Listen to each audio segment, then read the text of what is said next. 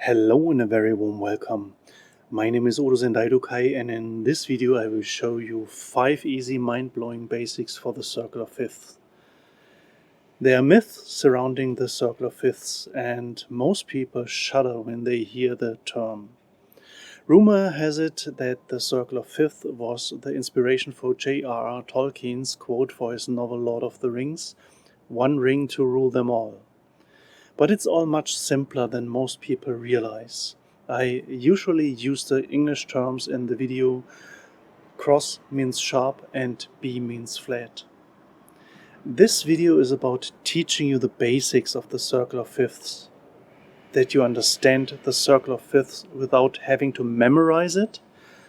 Not possible, do you think? Still curious? Then stay tuned and surprise yourself. The circle of fifths has many features. Some of them are reading the scales for major and minor. Of course, you need to know how the circle of fifths is structured. And there are many adds and phrases that you can memorize. You can do this, but you don't have to. Building on the other 3 courses, keys and pitches and scales and modes, I'm relying here on you knowing what the keys and notes are called. A, B, C, D, E, F, G, and that they can be raised with a sharp cross and lowered with a B flat. And of course, what scales and modes are. You can of course refresh your knowledge with the courses before you continue here. So here's the much featured illustration of the circle of fifths in the international version with a B instead of the German H. The outer ring shows the major scales and the inner ring the minor scales. In each case with a sign.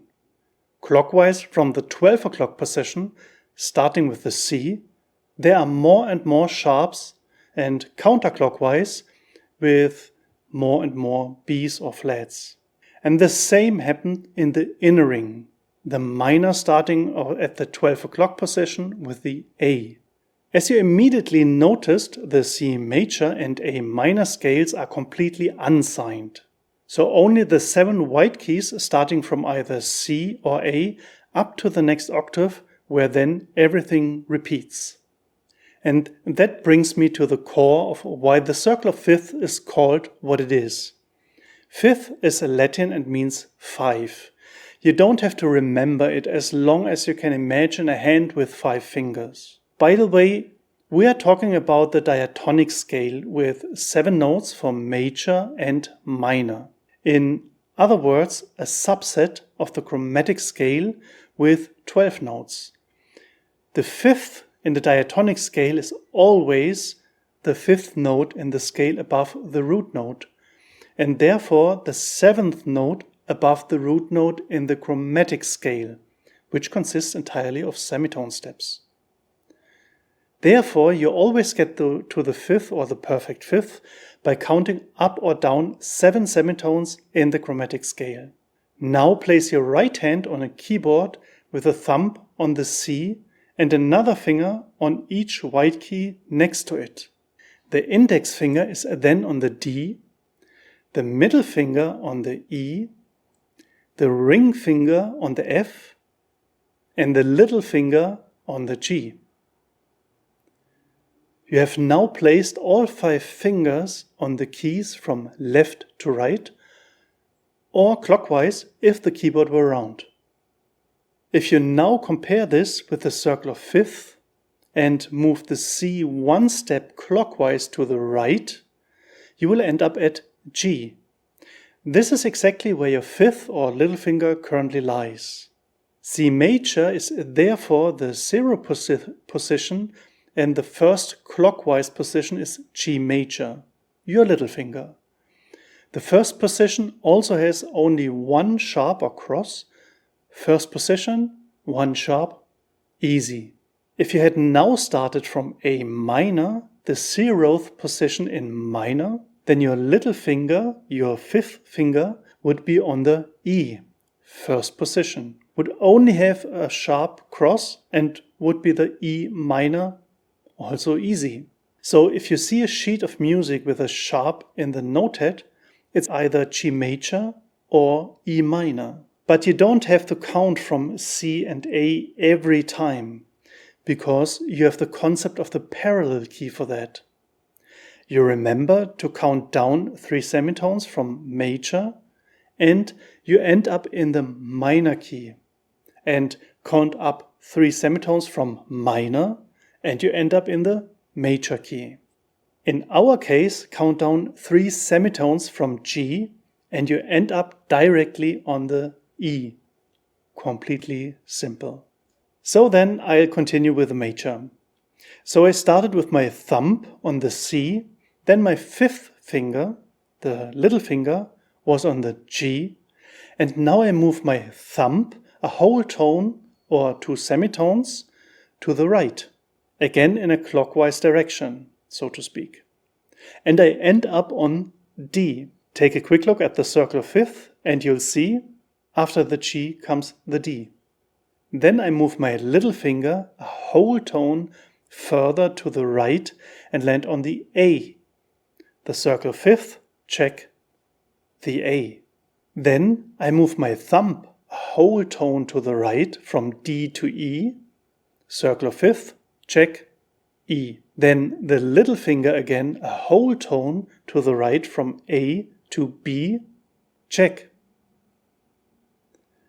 Then move the thumb from E a whole tone to the F sharp. Circle of 5th, check. Then move the little finger from B to C sharp. Circle of 5th, check.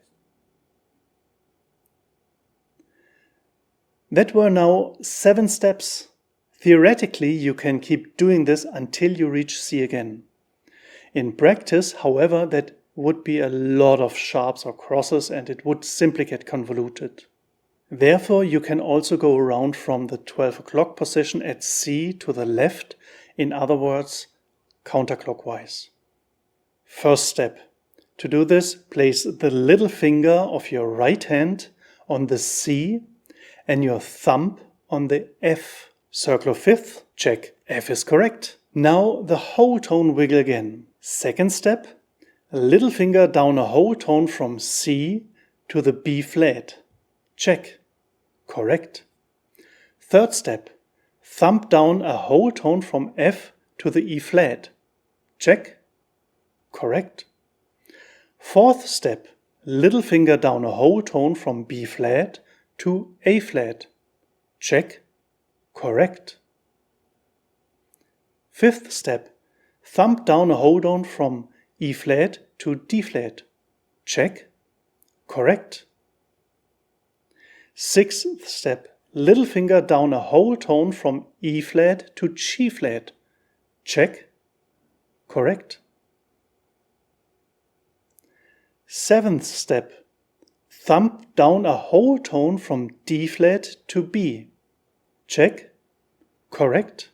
And that were 7 steps again, and we were through. We can do exactly the same for minor keys, or simply use the concept of the parallel key of major 3 semitones down to determine the minor key. You may have noticed that with every step of the whole tone wiggle, either a cross sharp or a B flat is added, depending on whether you are moving clockwise or counterclockwise. This means in the 0 position from C or A, there's a 0 sign, so neither cross sharp nor B flat. In the first position, there's 1 sign. In the second position, there are 2 signs. In the third position, there are 3 signs. In the fourth position, there are 4 signs. In the fifth position, there are fifths. In the 6th, 6, in the 7th, 7. So if you see a sheet of music with 4 sharps, then you use the whole note wiggle clockwise 4 times and land on the E, and then you know that it is E major with 4 sharps. Or C sharp minor, you remember? Minor parallel, 3 semitones down. The same with 3 B's flats. Little finger on C, then whole tone wiggle to the left or counterclockwise, F, B flat, E flat. So it's an E flat major or a C minor. You might say, yeah, cool, Gunther, but which sharps or flats are in each scale? And now it gets really easy. You already know that there are two important concepts, the direction and the whole tone wiggle. And as a starting point, you now take the largest collection of black keys in the octave as the starting point. So the block of 3 in the middle, so to speak. Then I'll assume that we have a major with 4 sharps. So thumb on C and 4 whole tone sharps, G, D, A, E. You end up on E major. Now, place your little finger on the lowest black key of the black block of 3, the F sharp, and your thumb on the C sharp of the lower black block of 2. And now wiggle to the right in the usual whole tone step, quasi-clockwise. The first key is the F sharp. The second key is the C sharp. The third key is the G sharp. And the fourth key is the D sharp. F sharp, C sharp, G sharp, D sharp. These are your black keys for the E major, or they would be the black keys for the parallel key of C sharp minor. And yes, it's that simple. Another example, just approached a little differently. Question: how many and which black keys does the D major have? Thumb on C, little finger on G. That's the first step. Thumb whole tone up on D. That's the second step. And we are done. So D major is the second step, so it has 2 black keys or sharps. And if you now start with the little finger on the first black key of the black block of 3, then you get F sharp, and with the thumb C sharp. So the D major has 2 sharps, and these are F sharp and C sharp. Done. Of course, you must be able to move counterclockwise to the left.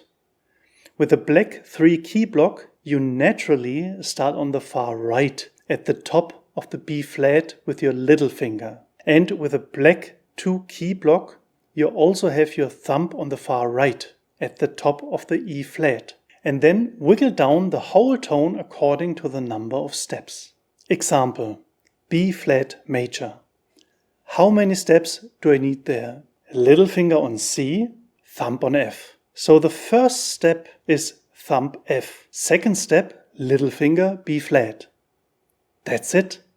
2 steps and therefore 2 flats.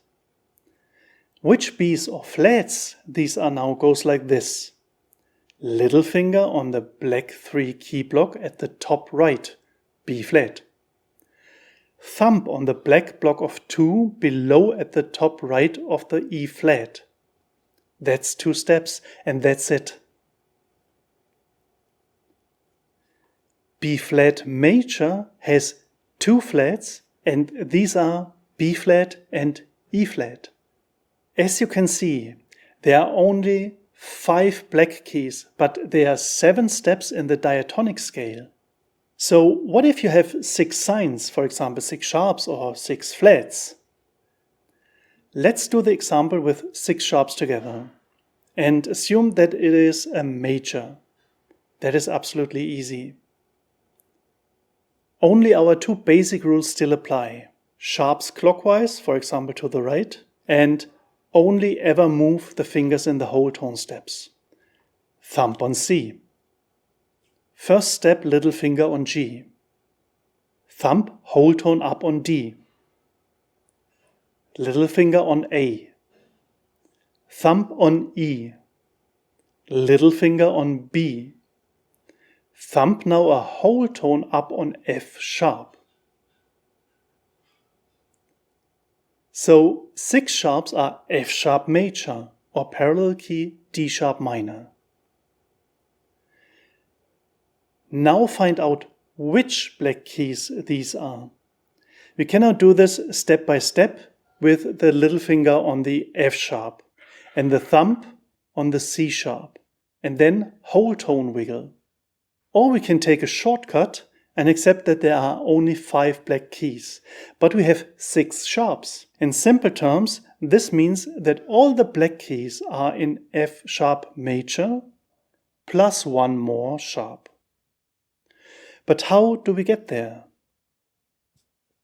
Quite simply. If we do the whole tone wiggle on the black keys, we arrive at the last black key, the A sharp, and the thumb is still on the D sharp. This must now be pushed up a whole tone, and then we land on the F from the D sharp. So the F sharp major with the 6 sharps has the following sharps: F sharp, C sharp, G sharp, D sharp, A sharp, F, or sorted F sharp, G sharp, A sharp, C sharp, D sharp, F. Completely logical and simple. If that was too fast, just rewind. If you have your scale complete with sharps or flats, then you automatically have your keys that you need to raise or lower by a semitone.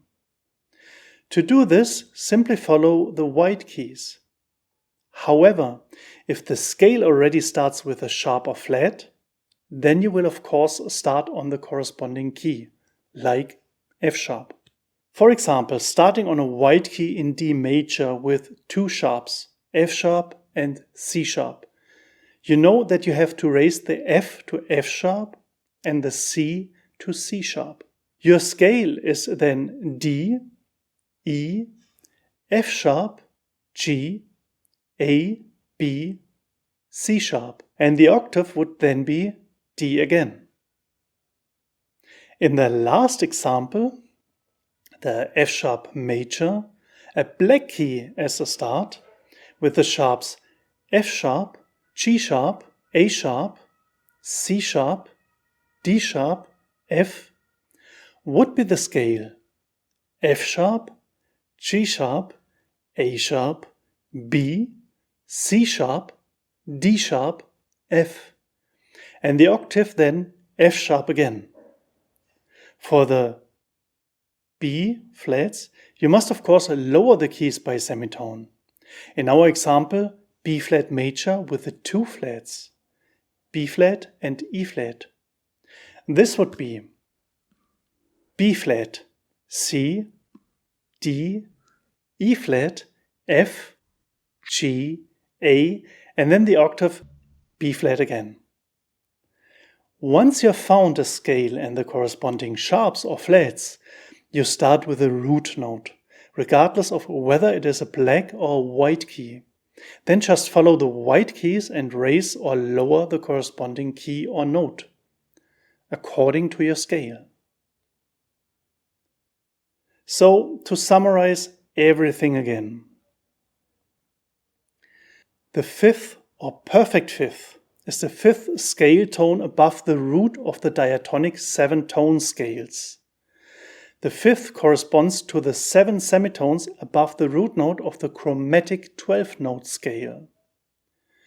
We get the order and names of the scales in the circle 5th with the whole tone wiggle clockwise or counterclockwise. We also get the corresponding sharps and flats with the whole tone wiggle on the black keys, either clockwise starting from left to right or counterclockwise starting from right to left. We get all the keys of the major or minor scale if we start with the root note and then orientate ourselves only on the white keys and then replace the corresponding keys with our sharps or flats.